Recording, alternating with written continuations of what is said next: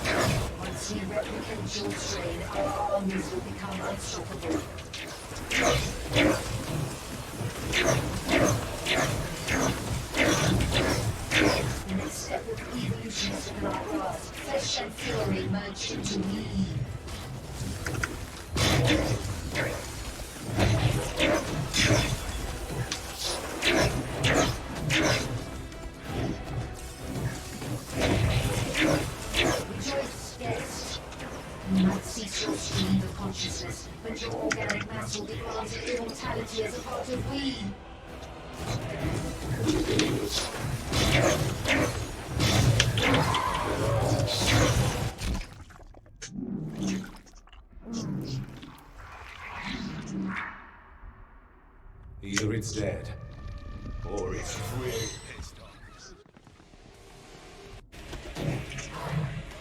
Not happening.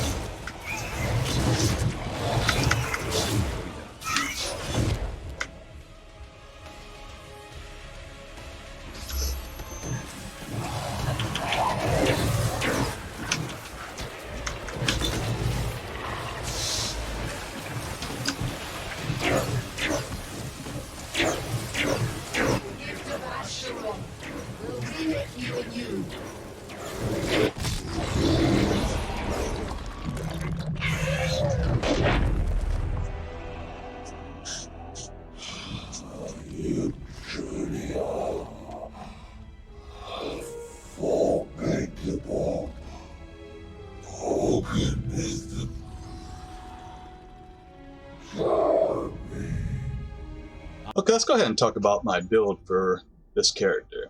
It's a mage build, but not your traditional mage build.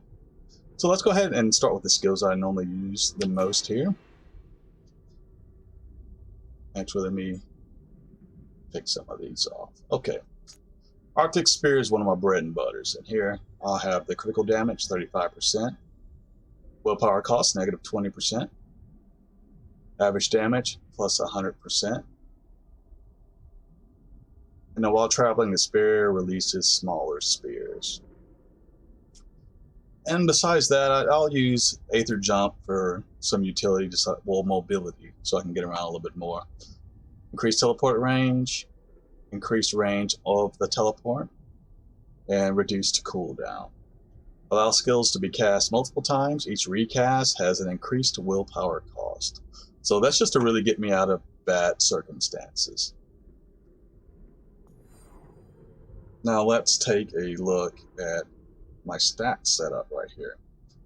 Well, let's go ahead and do the skills first, so you can see what I do. This particular build it's a projectile mage, so I pretty much took talents and passives that'll boost the projectile power.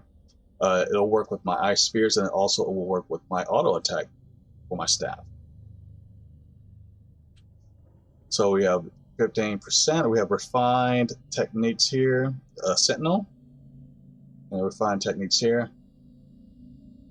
So I came up here and got this backline raider. 50% attack speed score, 50% spell casting speed.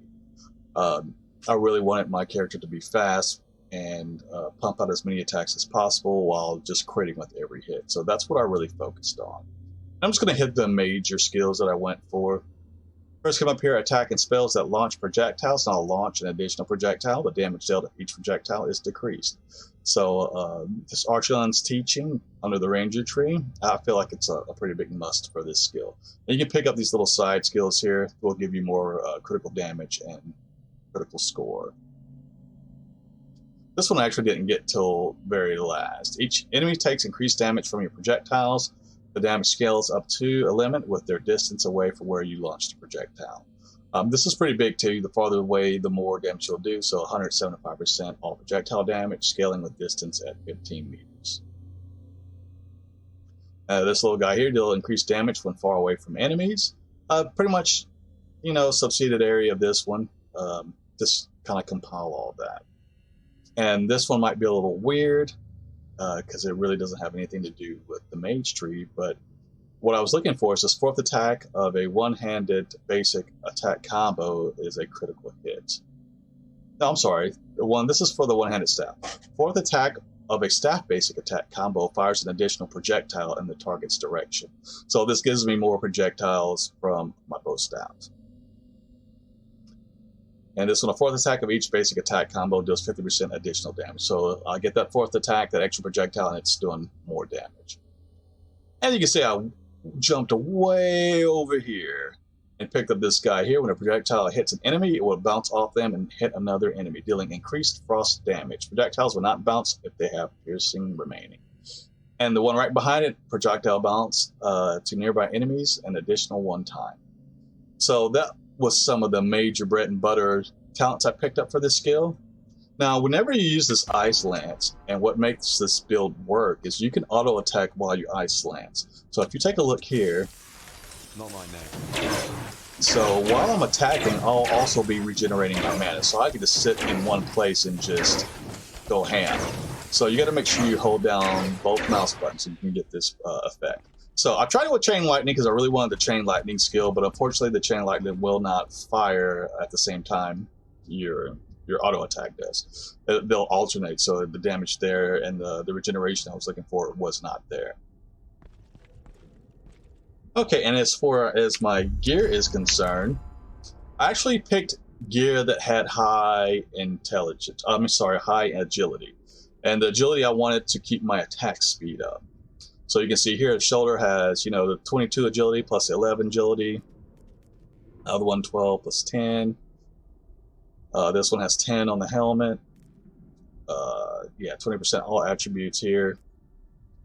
And these I kind of went with just the critical damage here for my rings. Yeah, critical chance score on my belt.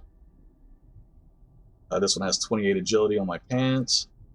And I got this pretty neat guy.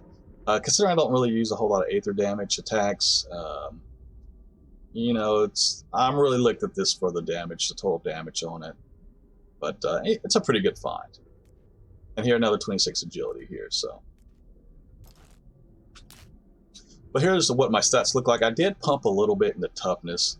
I felt like I needed just a little bit of, you know, survivability. And I might have put maybe 10, 15 points into that. But you can see where I put everything in the ferocity. I just wanted to be able to crit. I really don't care about alignment damage. So I went with that. And that actually gave me, you know, an average damage score of 928. I did try to build where I put it all in the wisdom and still kept the gear with the agility on it. And my average damage was a lot lower. It was around 700 something. But I really don't care about the alignment damage for this particular build. I just wanted to get there and just send projectiles everywhere and just have them crit everything. And as you can see here, I have a attack speed bonus of 35%, critical chance 40%, critical damage 227. So it is overall it's a pretty fun build. I'm enjoying it a lot. I feel like it's such a hybrid of many different things. You know, it's not just a mage. Especially with the gear being agility gear. And I think this tank guy, he's a pretty big must too. Liver Mortars. I guess I can go into him right quick before I get on out of here. But his skill setup, I just wanted him to do more damage. So I have him with increased attack speed here, increased movement speed, and increased attack speed here again. Increased damage. And originally I picked up the health one, but this guy is so tanky, I didn't need all the extra health on him, so I just have another attack unit. You know, with me especially raining down all the ice and things like that, things don't last long to where it's going to take him out. So, okay guys, before we get on out of here, let's go ahead and take a look at the Borg of Dawn. I almost skipped over it, but I do use this skill quite often for this build, and let me go ahead and show you. This particular build, it is a glass cannon, so I have no defense. My gear is all agility. You know, there's no dodge on it, there's no toughness, there's no force shield on it, so if I get stuck in a corner or I'm getting hit too high, it's easy to take me out. So, but this Borg of Dawn, it's an AoE heal, and it saved my life more times than I can count. So let me go ahead and go over it so you guys are set up right if you decide to try this build out. But I came up here and took the increased health regeneration per tick, a little bit over, area of effect regenerates force shield. Down here, increased healing rate, reduced cooldown, and that's a pretty good one. I like having that. And the reduced willpower cost. Now, this reduced willpower cost, it's pretty much a filler right now until I level a little bit more. Honestly, I'll probably pull this point and put it into the skill duration plus 3 seconds, just because I really have no problem with mana with this particular build. Being able to attack and auto attack at the same time, I regenerate it as fast as I attack. Every now and then you might get starved to say if you missed a lot of hits and you obliterated the enemies, but you just held the buttons too long, so you'll burn mana that way. But honestly, a couple of auto attacks with all the projectiles going out, you're going to get that mana back super fast. So this one right here is not a huge deal. If you just got to fill a point, you go there, just make it a little easier for you. Just in case you are starved, you can go ahead and get that skill out. But yeah, that's my Projectile Mage build, guys. If you like what you saw here, please go ahead and hit that subscribe button. And this is your boy Pylon signing out.